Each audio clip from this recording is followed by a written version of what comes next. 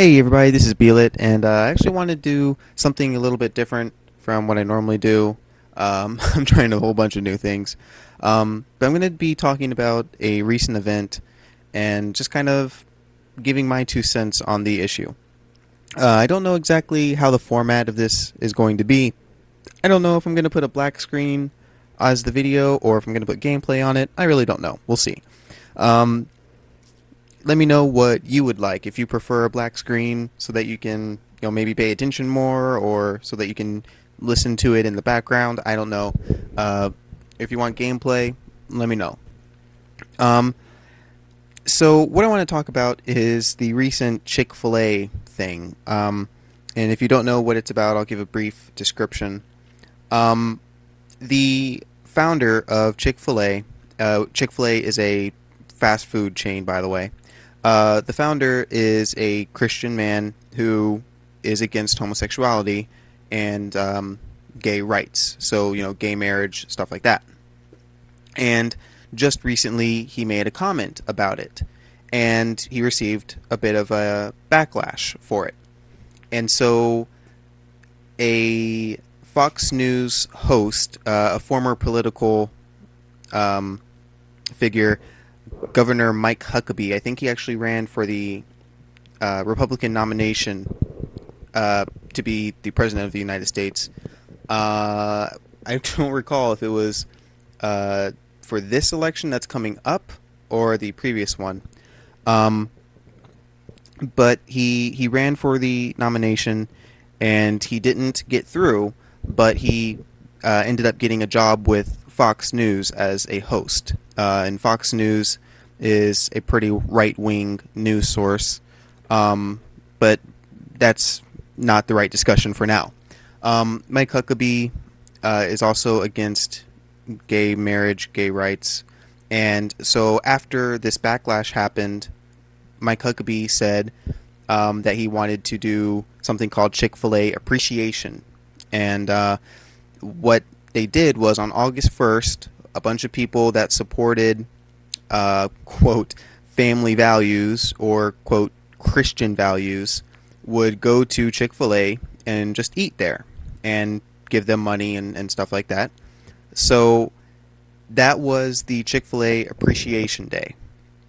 It was a way for people to express their political beliefs and support Christian family values. So the thing about gay rights, when I think about it, I put it through the different, I guess, filters that I have. Things that I use to determine what I think is moral, what is right, and what is wrong. And the first thing that I do is something that you may know as the Golden Rule. The Golden Rule has been in many different civilizations, many different religions, different people from around the world, from different cultures, different times, different ways of thinking and doing things, have commonly had this sentiment expressed. And it's do unto others as you'd have them do unto you. It's taken many different forms, but it's always it's come up so many different times. And I believe that that's a fair way to look at something morally. I think that that is a great way. The second thing that I guess think of to use is respect. It's close to this golden rule thing, but as far as I'm concerned, if someone is capable of treating you with respect, then you can treat them as an equal. If someone is not willing to treat you with respect, then they are not equal to you. That's kind of how I view it. That's my form of respect and what it means to me. There may be a different word that's better suited to that I haven't found, but that's kind of what I think. If someone is able to treat me respectfully and they are a civilized person, then I will acknowledge them as a civilized person, as a respectable person. If you would be applying it to, let's say, homosexuality, does the act of homosexuality disrespect me? That would be the question that you would oppose when applying my idea of respect. And then the third thing is a form of utilitarianism, which is the greatest good for the greatest number, overall happiness. And those are the three things that I use to determine what I think is right and wrong. It's not something that I sit down and write out and think about, consciously. It's something that I've kind of identified that I do. And so I wanted to kind of explain my point of view of the gay rights thing. The first thing is the golden rule. Treat others as you would have them treat you. I'm actually mixed race. I'm half white and half black. There's no part of me that is any more white than black genetically. If you want to make a cultural thing, then you could argue a cultural thing. But genetically, what we identify as white and black, I am completely equal to both sides. However, I am commonly viewed as being black. When people see me on the street, they identify me as black. Okay, if I write down on a form, if I were to write that I was white, and then I met someone who looked at the form, like say it was a job interview, and I put my race as white, and I walked in there, chances are they would think that they got the wrong person. If I wrote black, chances are they would be a lot more willing to accept that they got the right person. That's just kind of how it goes. If I were born in an earlier time, like the early 1900s, or really anything before that in America, I would be discriminated against. People would view me as being black, and it wouldn't really matter who I was underneath that. It wouldn't matter whether or not I took gifted classes, what my IQ was. It wouldn't matter how I treated other people. Me being identified as black would be the only thing that would matter. So, with that being said, I can understand very easily that things could be bad for me, that I could be in the position of homosexuals, where I'm being discriminated against for something out of my control. And I believe that homosexuality is beyond your control. I don't know the exact specifics, but I don't think that it is a pure choice. Sure, homosexuality could be a result of different environmental factors, where you live, who you're around. It could be a result of some of those things with, some genetics mixed in there. But I don't believe that it is a pure, raw choice. I don't believe that you merely choose to be gay. I've never chosen to be straight. It just kind of happened. I've always looked at boobs fondly. I've never looked at boobs and been like, you know what? I think I'm gonna have to choose to like this. I don't naturally like this. I'm just gonna have to choose to like it. I've never done that. So I have no evidence to believe that it's any different for homosexuality. I don't look at guys and just go, man, that dude is sexy. I don't do that, But when I look at boobs, I'm like, hey, yeah, boobs. It just happens. So I have no reason to believe that homosexuality is a choice. Again, I'm not gay, so it's kind of hard for me to be definite on it, but I don't think that it is. So that is my position on whether or not it is a choice, and that is relevant to treat others as you would have them treat you, because if it's not okay to discriminate against one group of people for something they can't control, it shouldn't be okay to discriminate against a separate group of people for something that they cannot control. So treat others as you would have them treat you, I think, is in favor of gay rights. The next thing, respect. I don't think that homosexuality disrespects me. I don't think that it disrespects my heterosexuality. I mean, if one day in the future, some gay guy is talking to me and he asked me out, I may, who knows, something may happen that day and I might be overly offended, but it's my own fault. It's not like him being gay means anything to me. If he asks me, do you want to go out? All I have to say is I'm not gay, and it's over. It's done. There's no more involved, unless the person's a jerkwad, and then they try to push something on me. But their homosexuality in and of itself doesn't disrespect me or anything that I do. At least I don't think it does. I've never seen an instance where homosexuality caused me any kind of harm or disrespected anything that I've held. Some people say it, degrades marriage. I don't really see it that way. The word marriage is just a word. It's not something written in stone. I mean, people can say it is, but it really isn't. I mean, our language in itself is a human creation.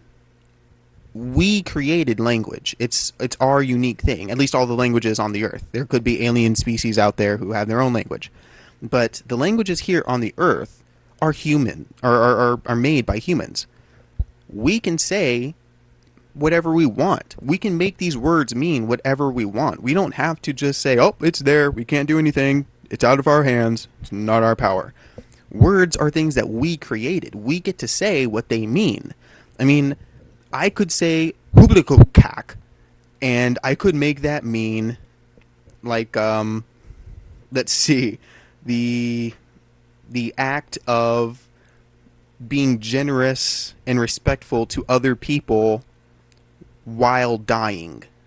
Okay, I could make that, I could say that, and if enough people started saying that word, which I can't even repeat it because I don't know what in the world it was.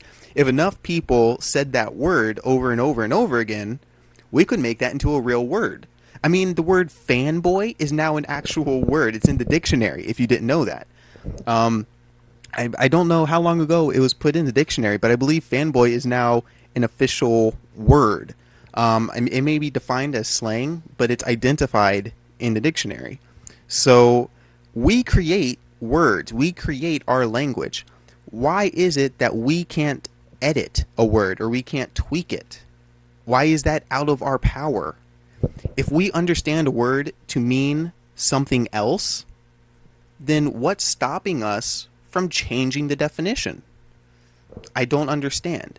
If you don't want to change the definition, okay, but don't say that we can't change it. Don't say that, it's something that can't be done, because it can be done. It's not a big deal. It's a matter of fact very easy to do. So I don't think it's disrespectful in any sense. I don't think it's disrespectful to the word marriage, because first of all, like, how do you disrespect a word?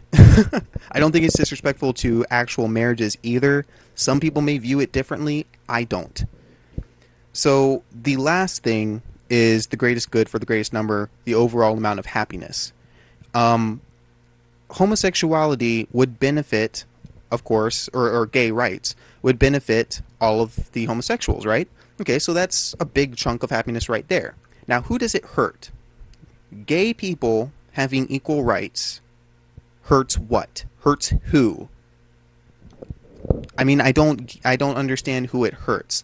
The only hurt that I think could possibly come from gay rights is hurt that opponents of gay rights give themselves.